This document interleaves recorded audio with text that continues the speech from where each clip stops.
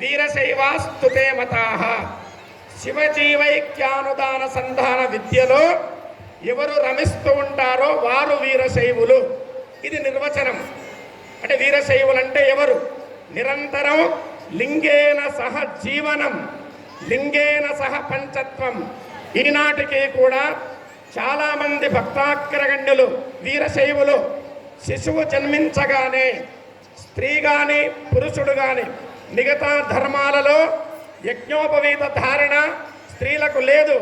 బసవಣ್ణ తన తండ్రిని అడుగుతాడు, అక్క నాగాంబకు లేని యజ్ఞోపవీతం నాకెందుకని ప్రశ్నిస్తాడు. వెంటనే తండ్రి చెప్తాడు, స్త్రీలకు మోక్షాధికారము లేదు అంటాడు. స్త్రీలకు ఒక ధర్మం, పురుషులకు ఒక ధర్మమా? ఇది నాకు అక్కరలేదు అని ఆనాడే జాతవేదముని శివాచార్య ఉజ్జయిని పీఠాధిపతి యొక్క శాఖాపీఠం కూడల సంగమ క్షేత్రానికి వెళ్ళి ఇష్టలింగ దీక్ష స్వీకరిస్తాడు బసవಣ್ణ. ఇది చారిత్రక ఆధారాలు, పౌరాణిక గ్రంథాలు. బసవ పురాణం పాలకురికి సోమనాథుడు రచించిన 2వ ఆశ్వాసం చదివితే మీకు అంత అర్థమవుతుంది. కనుక అందరికీ సమానమైనటువంటి ఆ భక్తిని ప్రపంచానికే కాదు విశ్వానికి చాటి చెప్పినటువంటి ధర్మం వీరశైవ ధర్మం. కనుక లింగేన సహ జీవనం అంటే లింగముతోనే జీవిస్తాం, లింగేన సహ పంచత్వం, లింగముతోనే వెళ్ళిపోతాం. ఈనాటికి శిశువు జన్మించగానే లింగధారణ చేస్తూ ఉన్నారు. వెళ్ళిన నాడు మధ్యలో ఇష్టలింగ పూజ చేసుకుంటున్నాడా లేదా అని వైయక్తికం, అది వ్యక్తిగతం. కానీ వెళ్ళిన నాడు ఉన్నటువంటి వాళ్ళు లింగము లేకుండా ఖననం చేయడం లేదు. కనుక నిరంతరం ఈ శరీరం లింగాంగము అంటాం. లింగపతి శరణసతి, లింగాంగ సంయోగము, ఈ పదాలన్నీ కూడా వీరశైవ ధర్మములోనే ఉన్నాయి. అంతటి గొప్పనైనటువంటి ధర్మం వీరశైవ ధర్మం. అంతేకాదు పార్వతీదేవి అడుగుతుంది పరమశివుణ్ణి, ఏ ధర్మం అత్యుత్తమమైన ధర్మం? కేవలం వీరశైవ ధర్మమే అని ఆ పరమశివుడు చెబుతాడు. మనకు పారమేశ్వరాగమం, చంద్రజ్ఞానాగమం, ఇంకా కారణాగమములో ఉత్తర భాగం, వీటన్నింటిలో వీరశైవ ధర్మం గురించి ఉన్నది. పరమశివుడు చెబుతాడు, ఏకేన జన్మనా ముక్తి, ఒకే జన్మలో మోక్షాన్ని పొందేది. అంటే పరమశివుడిలో కలిసేదే ఏ ధర్మం? వీరశైవ ధర్మం. అందుకే మన తెలంగాణ ప్రాంతంలో ఒక చిన్న పాట ఉన్నది, చాలా చక్కగా మనవారు రచించారు.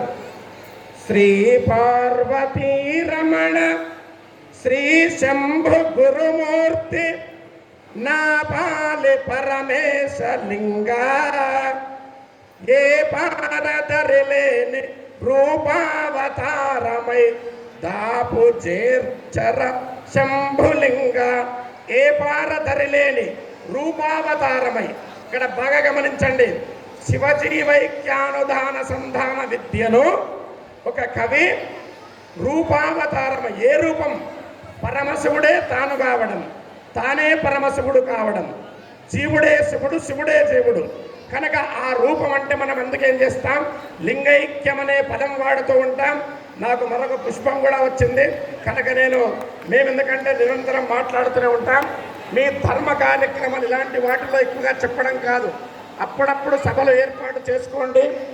అక్కడ ఒక శ్రావణ మాసమో వేసవి సెలవులలోనో 5 రోజులు సప్తాహం పెట్టుకోండి. అక్కడ అనేక అంశాలు చెప్పే ప్రయత్నం చేస్తాం. ఇది విశేషమైన విశిష్టమైన సభ. ఒక పత్రం వచ్చింది, పుష్పం వచ్చింది కనుక పత్రం పుష్పం బలంతో ఏమన్నారు. మరి ఇంతటితో నేను నా యొక్క ఉపన్యాసాన్ని ముగిస్తూ ఉన్నాను. కనుక భక్తాగ్రగణ్యుల ఒకే ఒక్క మాట చెప్తున్నాను నేను, చాలామంది జంగమ పండితులు తయారవుతున్నారు, వాళ్ళను మీరు ఉపయోగించుకోండి. కనుక వీరశైవమైన లింగాయతన పదమైన రెండూ కూడా ఇష్టలింగ పూజ గురించి చెప్పేటటువంటివి. కనుక దీనిలో వైరుధ్యము లేదు. అది పాటించకుండా మనమందరం సంఘటితంగా ఐకమత్యంగా ఉంటూ మన ధర్మ గురువుల్ని, మన శివాచార్యులను, మన పరంపరను నిరంతరం కొనసాగించడమే మన యొక్క ధర్మమని తెలియజేస్తూ ఇక నేను ఈ ఉపన్యాసాన్ని ఇంతటితో ముగిస్తూ ఉన్నాను. స్వస్తి, శుభం భవతు. ఈ 4 విషయాల్ని జగద్గురు పంచాచార్యుల యొక్క పదపద్మములకు సమర్పణ చేస్తూ సెలవు తీసుకుంటూ ఉన్నారు. జగద్గురు పంచాచార్య మహారాజకి, మహాత్మా బసవేశ్వర మహారాజకి ధన్యవాదాలు.